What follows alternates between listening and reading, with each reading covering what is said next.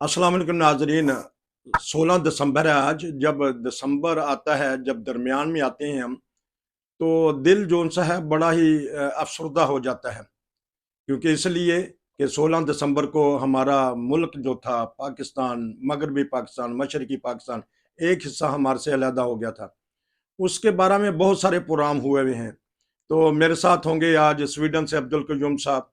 हम मिलजुल के कुछ प्रोग्राम करेंगे। जी अस्सलाम वालेकुम। जी वालेकुम सलाम जी। रशीद साहब। बहुत बड़ा सान्या हुआ था जो अभी तक हम भूल नहीं सके। तो इसका असबाब क्या बने थे, थोड़ी सी वो रोशनी डाल दीजिएगा। और हमारी हुकूमतों ने, हमारे अवाम ने उससे कुछ सीखा भी है कि नहीं? जी। रशीद साहब, कोई वाकया जब होता है तो उसके पीछे जो रीजंस होती हैं वो फौरन हम उसको नहीं काउंट कर सकते। वो बड़ी पुरानी एक चीज होती है। जैसे कहते हैं कि वो दरख्त के नीचे जब कीड़े उसको खा रहे होते हैं तो वो खाते रहते हैं। एक दिन दरख्त आके गिरता है, लेकिन बड़े अरसे के बाद गिरता है, क्योंकि अंदर वो एक चीज दीमक या उसको कीड़े आप कहें या कुछ कहें, वो अंदर लगे होते हैं और उसको एक बीमारी लगी होती है, जो रिजल्ट आके ये होता है कि एक दिन वो बड़े से बड़ा दरख्त भी नीचे गिर जाता है। पाकिस्तान भी जब बना तो दोनों जो सूबे थे, दोनों जो पाकिस्तान, ईस्ट पाकिस्तान, वेस्ट पाकिस्तान, वो एक दूसरे से, पहली बात है, 1000 किलोमीटर का डिफरेंस भी था। और फिर मशरकी पाकिस्तान में लोग बंगाली बोलते थे, मगरबी पाकिस्तान में मुख्तलिफ जबानें बोलते थे। जबकि कायदे आजम ने बोला था कि दोनों के लिए उर्दू जो है वो हम इस्तेमाल करेंगे, दोनों सूबों के लिए या पूरे पाकिस्तान के लिए। जिसके ऊपर पहली पहली बात वहां से शुरू हुई कि इस्तेमाल नहीं किया गया। हमने बंगाली नहीं सीखी, उन्होंने उर्दू नहीं सीखी। दूसरी ये है कि जब कौम है, मुबारक साहब, सारी रशीद साहब, जब कौम है, कौमों के ऊपर कोई मुश्किल वक्त आता है तो उसके उसकी रीजंस होती हैं बहुत सारी। मशरकी पाकिस्तान और मगरबी पाकिस्तान दोनों ने कोशिश नहीं की कि हमने इस मुल्क को एक मुल्क करके चलाना है। साजिशें, दुश्मन आपके खिलाफ हमेशा साजिशें करते हैं। वो छुप के भी करते हैं, जाहिरी भी करते हैं। और गद्दार जो होते हैं पाकिस्तान या किसी मुल्क के, वो हमेशा लगे रहते हैं इस काम में कि किसी न किसी तरीके से इस मुल्क को खत्म कर दिया जाए। और पाकिस्तान के अंदर भी गद्दार थे और बाहर के दुश्मन थे, जो पहले दिन ही से इस चीज के पीछे लग गए थे कि इस पाकिस्तान को हमने तोड़ना है या पूरे पाकिस्तान को हमने खत्म करना है। और आपको अच्छी तरह याद होगा कि एक मुसलमान पार्लियामेंटेरियन इंडिया का, उसका नाम मुझे अभी शायद सही याद नहीं आ रहा, तो उसने बोला था कि पाकिस्तान बन तो गया है लेकिन ये चलेगा नहीं, ये चला नहीं पाएंगे और ये चलेगा नहीं। ये उसके अल्फाज है कि ये कुछ अरसे तक चलेगा, इसके बाद खुद खुद ये गिर जाएगा। ये अपने एक मुसलमान पार्लियामेंटेरियन इंडिया की पार्लियामेंट के अंदर उसने एक एक तकरीर की थी जिसमें ये अल्फाज बोले थे। अगर पाकिस्तानी, दोनों पाकिस्तानी ईस्ट वेस्ट मिल के इसको प्लान करते हैं कि अपने मुल्क को कैसे चलाना है, उर्दू जबान, कायदे आजम ने बोला था हमें कि उर्दू जबान इस मुल्क की होगी। मुल्क मीन्स ईस्ट वेस्ट दोनों एक मुल्क था। तो उसको किसी ने लिफ्ट नहीं दी।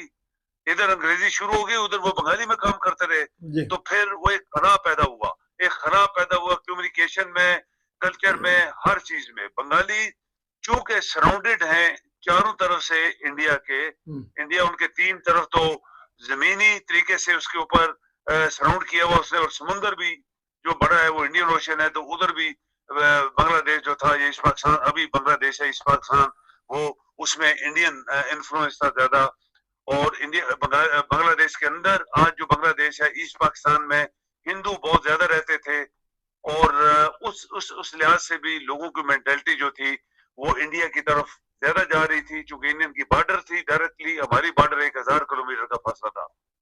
हमारे सियासतदान चूंकि जिन्होंने मुल्क बनाया था उन्होंने कितनी कुर्बानियां दी थी, उसमें उनकी उनकी कुर्बानियों की मिसाल थी कि एक मुल्क बन गया था।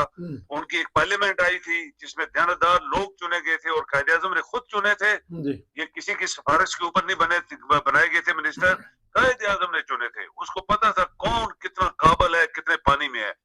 उन लोगों को किस तरह गायब कराया गया विद इन ईयर्स, वो सब लोग गायब हो गए। इवन आप देखें जो लियाकत अली खान सेकंड, जिसको हम कहते थे पाकिस्तान का राइट हैंड मैन आफ्टर कायदे आजम, उसको कत्ल करवा दिया गया।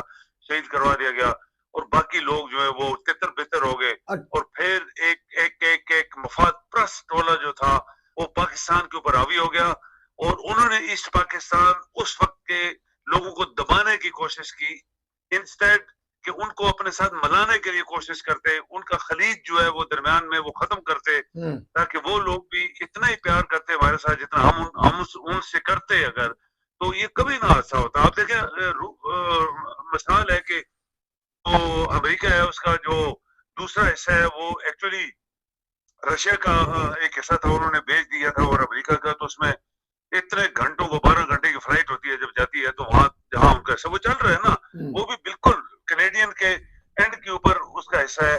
और इधर जो है अमेरिका बड़े दूर है लेकिन चल रहा है, हमारा इतना ज्यादा फासला नहीं है पाकिस्तान से बांग्लादेश के। ये अभी जो बांग्लादेश है तो पाकिस्तान से ईस्ट पाकिस्तान के लिए मैक्सिमम 3-4 घंटे की फ्लाइट होगी, जबकि अमेरिका के 11-12 घंटे की फ्लाइट है और उनका मुल्क जा रहा है। ये तो सब हमारी गलतियां हैं एहसास रफीक साहब। एहसास महरूमी हुआ। तो बताइएगा कि अब सियासतदानों ने क्या सबक सीखा या हमारी इस्टेब्लिशमेंट ने क्या सबक सीखा है। हमारे पास 2-3 मिनट हैं, क्योंकि फिर एक और मैं प्रोग्राम आपसे लूंगा कि वो तो तरक्की कर गए अलहदा होके, तो हम पीछे चले गए। अब सबक क्या सीखा है? कोई नहीं सीखा। अच्छा। अगर सबक सीखते तो इस मुल्क के अंदर जो अवाम है अभी, हम्म, जिसको हम वेस्ट पाकिस्तान कहते थे, वो फिर वो पाकिस्तान बना, ये तो वेस्ट पाकिस्तान या अभी पाकिस्तान के अंदर जो आज भी तबकात जो है वो कितने उनके अंदर जो है वो उनके अंदर खला है, उनके अंदर फर्क है, उनकी सोचों में फर्क है। हम्म, अमीर लोग जो है वो अमीर हैं और गरीब गरीब हैं, और वो लोग आज उसी तरह सलूक कर रहे हैं जिस तरह किसी जमाने में हम ईस्ट पाकिस्तान के साथ करते थे और उनके लोगों के साथ करते थे। बल्कि ईस्ट पाकिस्तान के लोग आज भी यहाँ जो यूरोप में रहते हैं हमारे साथ, बांग्लादेश अभी बना हुआ है तो लोग मिलते हैं चलाते हैं, तो वो अपनी रीजंस बयान करते हैं कि हम क्यों अब तुम लोगों से हटे थे, जी, क्यों हम लोगों ने जान छुड़ाई थी, जी, क्योंकि हम लोगों के साथ तुम लोग इंसानी सलूक भी नहीं करते थे। जी, हमें छोटे कद के लोग, नलायक लोग और नौकर रखने वाले लोग, हम सिर्फ नौकर रख सकते हैं तुम लोगों को अपने घरों में, या फौज में बैटमैन रख सकते हैं। जी, तो ये उन लोगों के तबसरे जो हमारे साथ इधर रहते हैं और कभी कभी मिलते हैं तो बातें करते हैं। जब ठीक। हम ऐसा सलूक करेंगे, अभी जो पाकिस्तान बचा हुआ है आप देखें, 75 साल गुजर गए, पाकिस्तान में वो जबान जो कायदे आज़म दी थी वो हम नहीं कर सके, इक्वालिटी नहीं दे सके, इंसाफ नहीं दे सके, और गरीब लोग जो है गरीब से गरीब तर होते जा रहे हैं। जो ठीक। अमीर हैं और बड़े बड़े लोग जिन्होंने पाकिस्तान को लूटा अच्छा, है वो अमीर तर हो गए, और इस पाकिस्तान का मफाद किसी को भी प्यारा नहीं है। ये पाकिस्तान की बदबख्ती है कि पाकिस्तान के लिए किसी ने काम नहीं किया। अच्छा, आखिरी 1-1.5 मिनट है, तो ये बताइएगा कि एक सियासी पार्टी को उस तरह ही दबाया जा रहा है, तो क्या महसूस करते हैं कि हमारे जो कैदी हैं उनको तो रहा कर देना चाहिए, बिलखसूस सियासी कैदी और जिनके ऊपर झूठे मुकदमे बनाए जा रहे हैं? देखें, जब मुजीब रहमान के ऊपर इसलिए मुकदमा बनाया गया था तो वो एक्चुअली मुजीब रहमान बहुत मुहब्बे वतन आदमी था, उसकी जी, तकरीरें सुने, एंड जी, आखिरी तकरीर भी सुने उसकी, तो उसमें वो पाकिस्तान का नाम लेता है, नंबर वन। नंबर टू, वो मोहतरमा फातिमा जना के लिए लड़ रहा था यूब ठीक, खान साहब के खिलाफ इलेक्शन में। जी, आप अंदाजा यहाँ से लगा सकते हैं कि वो पाकिस्तान से मोहब्बत करते थे, ठीक, लेकिन हमने उनको चांस दिया, हम्म, नफरत की, उनको वो जो उनका हक बनता था, जो हकूक थे वो हमने नहीं दिए। जी, तो फिर उन लोगों के खिलाफ उन लोगों ने अंदर उनके एक चिंगारी दुश्मनी की या नफरत की, या उस मुल्क से अलहदा हो जाने के लिए एक चिंगारी उठी और आग लगी, और इसके बाद वो अलहदा हो गए। वो बड़े आराम से रह रहे हैं, बहुत तरक्की याफ्ता पाकिस्तान जिसको हम आज कहते हैं वो हमारे पास सब कुछ है, इससे बांग्लादेश बहुत ज्यादा एडवांस है। आप यकीन करेंगे पूरी दुनिया में उनकी जो फैक्ट्रीज हैं, उनके कपड़े और जूते और इस सब चीजें आपको मिलेंगी। पाकिस्तान की कोई चीज आपको दुनिया की बड़ी सुपरमार्केट्स में ठीक। नहीं मिलने वाली। हम सिर्फ टेलीविजन को बैठ के टर्रे मारते रहे और वो काम करते रहे। वो काम और करते आज रहे। ये देखिए कि हाँ जी, मैं हाँ इस तरह क्यूम साहब, मैं आपका एक और तबसरा लूंगा। हमारे पास अब वक्त खत्म होगा, क्योंकि 10 मिनट से ज्यादा हम लोड नहीं कर सकते टिकटॉक पे। नाजरीन, ठीक है। आज फिर वही बात कि अभी भी सियासी कैदियों को पकड़ा जा रहा है। ये सारे मुहब्बे वतन हैं। हमारी इस्टेब्लिशमेंट को, हमारी अदलिया को चाहिए कि इंसाफ का तकाजा यही है कि सबको रहाई दे दी जाए। तो इंशाल्लाह आपसे एक और प्रोग्राम करूंगा। नसीर को इजाजत दीजिए, तो फिर मिलेंगे। अस्सलाम वालेकुम। आपका बहुत शुक्रिया जी।